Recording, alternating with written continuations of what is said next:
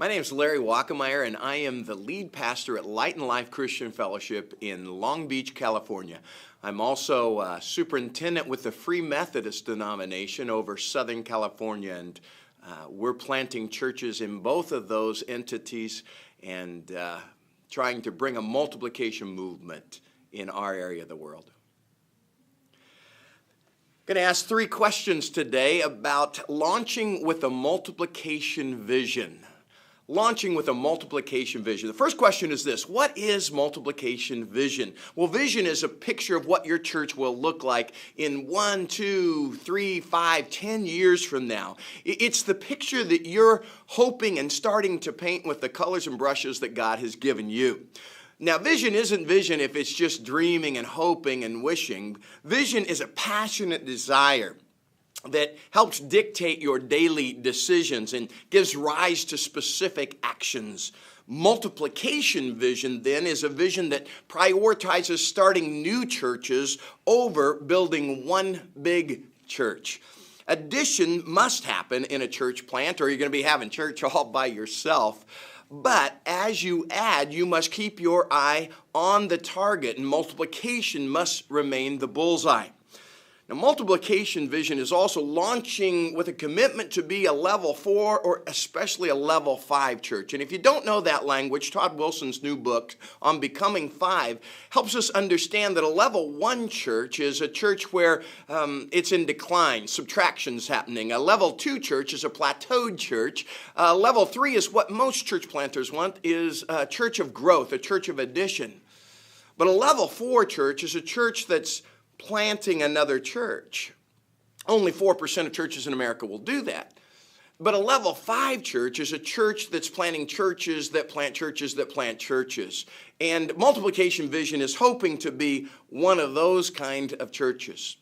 So the question number 2 is, why should I launch with multiplication vision? The why question. Well, let me give you these answers. Number 1, because multiplication is a kingdom principle of the harvest. The example of Jesus was not to collect a crowd in one place and then train them. Instead, he trained smaller groups and then sent them out 2 by 2 to various villages to carry the gospel of the kingdom to these different neighborhoods. Jesus taught us to ask the Lord of the harvest to send out workers into the harvest field.